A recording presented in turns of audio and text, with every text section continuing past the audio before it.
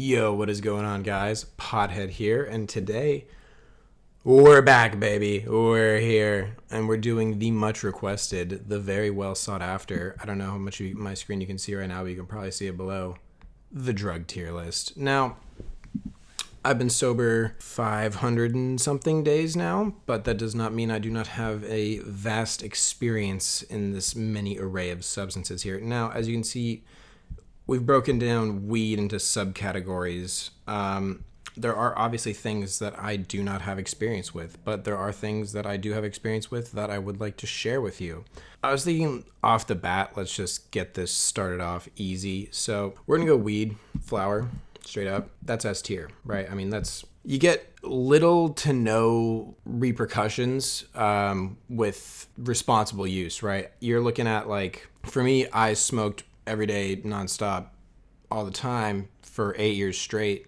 And, like, looking back on it now, like, it definitely hindered my motivation. It definitely did a lot of negative things, but I never faced, like, any real problems from just weed.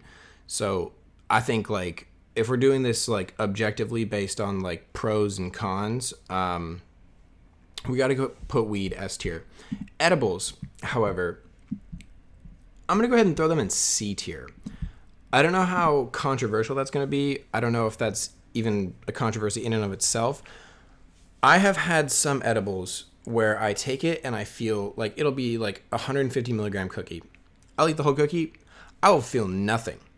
I will then get a, 50 milligram fucking gummy or like soda or some random ass shit, and it will knock me on my ass for 16 hours. I can't be having that. I need consistency here, especially I'm in Colorado. This is legalized. This should be regulated. I should be getting the same effect. If I'm buying a 150 milligram cookie, I'm getting zero effects, and then I'm buying something 3 times less strong and I'm getting 50 times more effect. That's outrageous. That's ridiculous. So C tier, like, when it's good, it's really good. When it's bad, it's terrible. I mean, you're laying in bed, you're waiting for you're high for, you're like comatose high for like 16 hours type shit. Like that's some of the worst, like, weed experiences of my life is off edibles, where you're just like, when will this stop? When can I catch a break? Like, shit is fucked. Now, concentrates, easy A tier for me. Now, I never did, so I started smoking dabs like 6 months after I started smoking weed. BHO, dab pens, all that shit, unless you're getting a rosin pen from 710, I'm throwing it out, I'm throwing it in the garbage, But if I'm smoking, real hash rosin from a reputable brand, it tastes phenomenal. The high is phenomenal. It feels good smoking it. Like, you get, like, there's no, like, it's almost better. For me, it was better than smoking flower, because at that point my weed tolerance was so high. The amount of fucking paper and plant matter that I would have to consume to like, on a daily basis, smoking weed, was just too much. It was fucking me. I mean, like, my throat, like, phlegm, shit was bad when I was smoking backwoods, bro. Oh my God. I probably look like the least high. I had the lungs of an 85-year-old, 2-pack a day smoker type shit. You're never going to have that with concentrates, Well, again, I'm talking about clean. I'm talking about reputably sourced. I'm talking about hash rosin concentrates, S tier. Now, if we want to go into this, I didn't make a category for them because I don't fucking touch them. But you're buying, carts off your local dealer. You don't know what the fuck is in them. It could be PCP for all you know. It could be fucking fish oil that he filled up the cartridge of because he needs $40 to go fuck who knows what. Like, that's F tier. Listen to me. Clean hash rosin, S tier, all the way, nonstop, easy. Now, when I was debating doing this video, because it was a debate, because I think it's this tier list thing is dead, but I think, you guys want my perspective on this. You voted for it first, and I'm going to give it to you first. So we're going to do this segmented. So the next section is what we're gonna do the uppers, and then we're gonna do the downers, and then we'll do the things. I have the least experience over here with psychedelics. I believe my worst acid trip story is on my channel. If it's not, you can punch me in the face, but I'm pretty sure it's there. So I have the least experience with these two, but I will illustrate my experience with them. But let's go ahead and get into the uppers really quick. So the first one being cocaine. Cocaine, D tier. Now,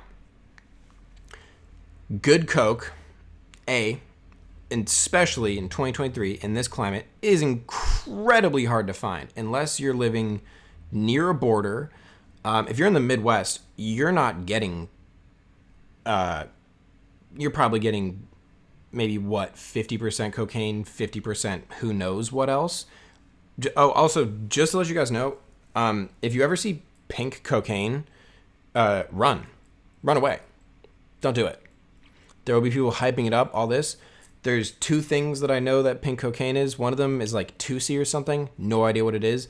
But the other thing that the Mexican cartel has started to do is they've started making their fentanyl shipments pink because their biggest profit margin is in the cocaine business, and it's being really affected by street level dealers cutting cocaine with fentanyl and killing off their clientele. So they've started to make the fentanyl pink so they can tell when they're cutting the coke with fentanyl. So if you're seeing pink cocaine, just don't do it. Easy. Cocaine for me, I was getting good coke. It doesn't last long. You do one line, you're gonna want to do it until it's done. There is no worse feeling than being up all night on coke and you see the fucking sunrise. I don't know how to describe it or put it into words. It is akin to a Shakespearean tragedy. It is like, I don't even know, but it's terrible. You're fucking smoking a cigarette on an apartment balcony and you're seeing people like jogging and going out and starting their day. You haven't slept. Probably look like you've been run over by like 3 buses, and in between that you got hit by a train. Like, it's such a terrible feeling. But once in a while you're at a party, whatever, it's fun. It's not the worst thing in the world. For me, just never been a stimulant guy. Cocaine, out of all the stimulants, is probably my least favorite that I've tried. And I've tried really good coke, and it's just like, jaw locked, like can't feel my face. I like the not feeling my face part, but the rest of it, like, is mostly just the fact that like it lasts like 30 minutes at the most, and you just crave it so bad. I mean, the shit is fucked, bro. But we're gonna go to Molly. Now, hey, let me select it. I have had some very bad Molly experiences. There is a story on my channel of when I took half a gram. Willie and I split a gram of Molly down the middle. I don't know why the fuck we did that, what we were thinking. I thought I was gonna die. I was seeing 6 of everything. I couldn't open my eyes. All this shit. One of my worst drug experiences of my entire life.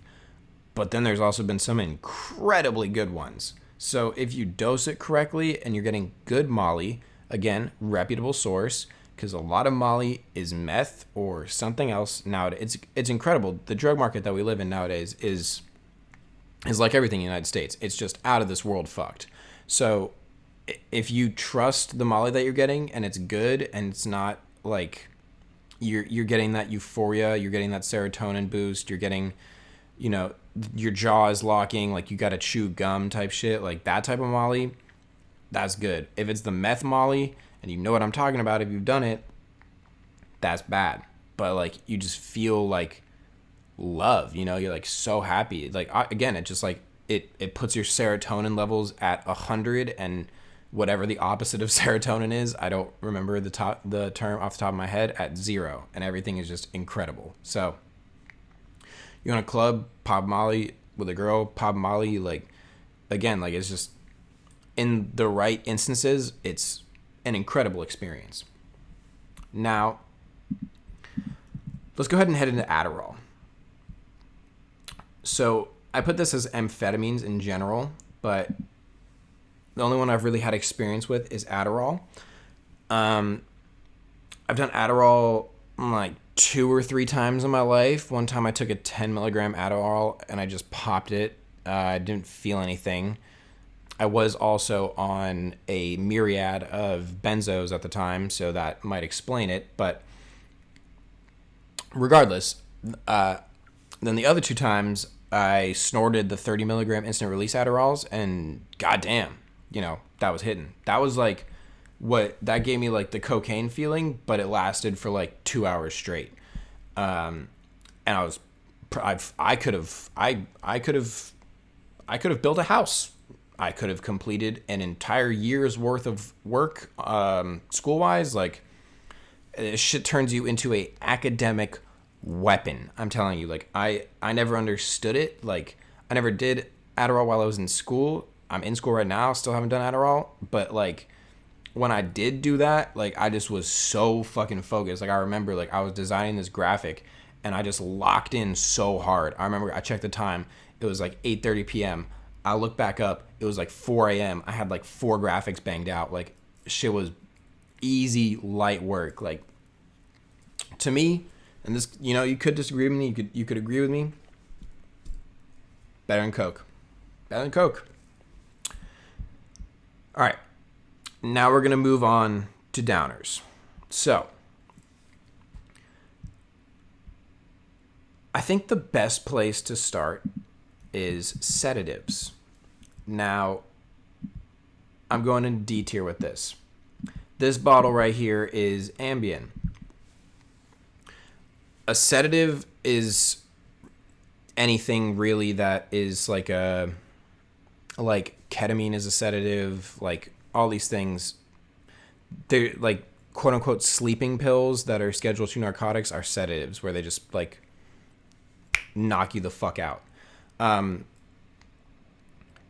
There's no real, like, ketamine is cool, yeah, but personally, like, going into a K-hole, like, I don't know if people, like, enjoy that, and that's why I don't know, I never got the hype behind ketamine, I never will, never have, and again, like, I overdosed on Ambien, I took an entire bottle of Ambien, woke up in a hospital and woke up 3 days later with no recollection of what happened. And yeah, so it was just like, it didn't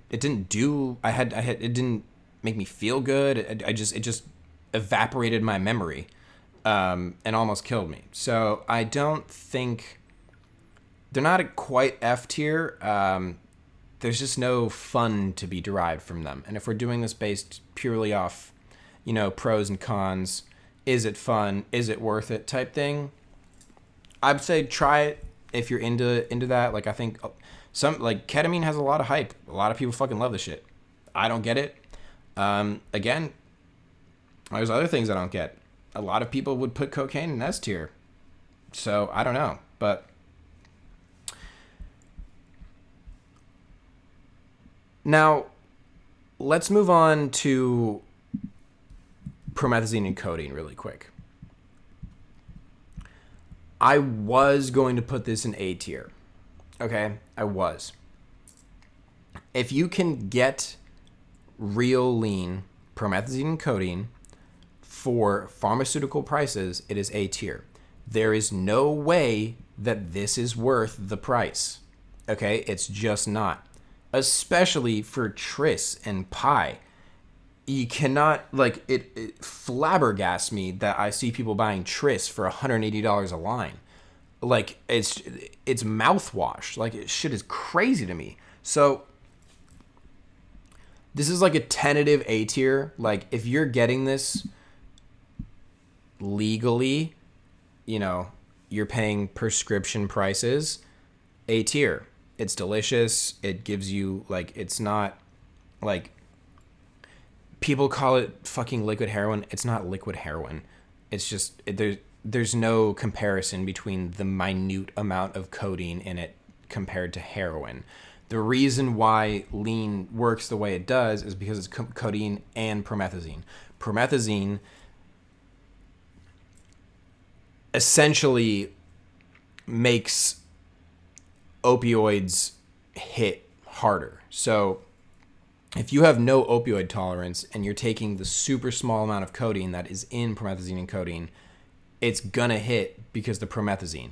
If you were to just drink straight codeine syrup, it would do basically nothing. You'd have to drink an entire pint of it. But because of the promethazine in it, and because there's like, I think it's like 7% alcohol, it's just like the perfect concoction of like, if you can get Walkhart, you can get Acorn, or you can get Quagan, it's fucking delicious.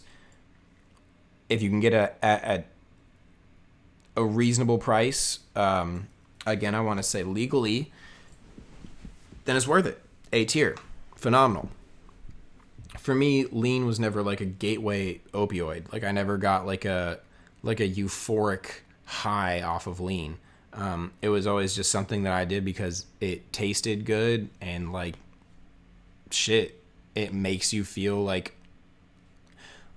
obviously if you're dropping a pint in a 2 liter, which I've done, but I was also doing like hella perks at that time too. Like it's just like, again, like I'd never have just strictly done lean. So for me, it was always about the taste. It was about enjoying it. It was about it slows you down. Like it just, special occasions. I don't drink alcohol. Like I would drink lean on special occasions type thing. Now, that brings us to promethazine, or plain as they call it. This by itself is F tier. There's no reason. But now, hear me out.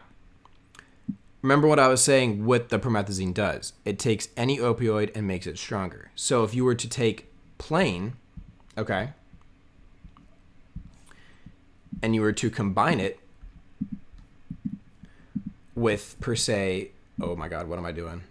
Sorry, I'm so bad at Photoshop. Holy shit. With a 30, it's A. It's A tier.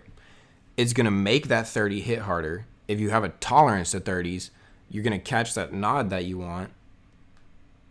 But plain by itself is worthless. It shouldn't even be on here. But combined with an opiate, it's worth it. It is the missing puzzle piece, so to speak. So again, it's one of those where if opiates weren't in the equation, throw it out of this list. But since they are, in my case, there was definitely times where I would buy pints of plain. I would pour 4 or just drink 4 lines straight of plain, do my blues to make sure that like I wouldn't have to do all my blues, because then it would just like I would at least catch a nod, or I'd get high. So yeah. Now, I did the 30 with the opiates under it because obviously there is a vast array of opiates. I mean, we have Vicodin, hydrocodone, all of these things. I did. So there is Tussinex. For those of you who know what Tussinex is, people call it lean. It's gritty. It's yellow. It tastes delicious. It's extended release hydrocodone in syrup form. That is an A tier opiate. Point blank stop. It tastes delicious. It's wonderful. I remember the first time I ever did some Tuss, I was high for 16 hours straight. I mean, that shit is crazy. So again, the repercussions of once you go from lean to opiates become huge. They become vast. I mean, you're playing with your life. I mean, I'm the prime example of it. If you are one of the people who can do things in moderation and dibble and dabble, it's an A tier. If you have an addictive personality and you can't, and you start, and let's say you do a quarter of a 30 your first time or half a 30 your first time, and then you wake up the next day and you immediately want to do it again, you should throw it away. But if you're able to do half a 30 and you don't do another one for 6 months and you can continue like that, like I said, like I've always said, like the beginning of my usage was incredibly fun. I used to really, really fucking, otherwise, why would I do it? Shit was great. It made me feel incredible. But it's once you start spiraling and going down that rabbit hole, and again, like I don't know if you guys have seen my video of when I overdosed and died off of this next opioid that we're going to be talking about, which is fentanyl, which is staying in F tier. It's not going anywhere. Fentanyl is literally killed me. I thought it was heroin. All heroin is fentanyl. Unless you know somebody who knows somebody, like 85% of heroin is fentanyl or cut with fentanyl. There is absolutely zero reason to do fentanyl. It ruins lives. It killed me. I'm blessed to be here to make these videos. Do not, and I get people still DMing me this day, can you legit check this perk for me? Can you do this? Can you do that? And I'll always say yes, and I'll always do it, because there is this exact pill right here, this M30, is so oftenly faked, and so oftenly, like, people die to these because they're cut with fentanyl. Bro, it breaks my heart when I get the legit check and I tell them it's fake, and they're like, fuck it, I still took it anyway. Like, bro, why even ask me? Like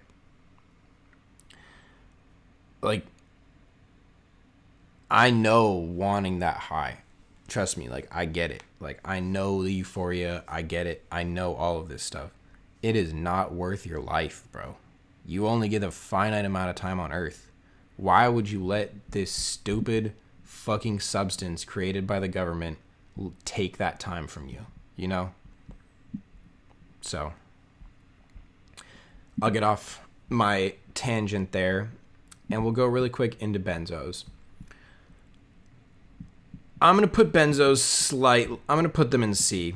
Now, again, Xanax is a waste of time. For me, always, like, Klonopin is fucking hitting, because the half-life is, I think it's twice or three times as long as Xanax. The Xanax half-life is nothing. I mean, you get the good feelings for like an hour or two, and then you get the rubber band effect for the other 22 hours, whereas for Klonopin, you feel fucking incredible for 6 or 8 hours, and you get the rubber band effect for, the other remaining hours.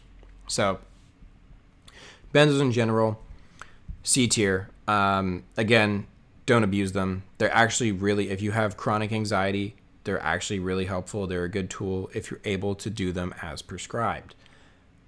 I would not recommend, if you were to abuse any of these things on this list, do the S tiers. S tiers are abusable. Again, like, the most repercussions you're gonna get are you're gonna be a little bit lazy. As soon as we start getting down here, the repercussions get really, really gnarly, to where we get to F tier, and it's just awful. So, that brings me to my area of least expertise. We're going to go ahead and do acid first, F tier immediately. Never had a good acid trip, tried it 5 times, terrible each time. I'm probably going to get flamed for this in the comments. I don't know what it is about it. I can't have a good acid trip.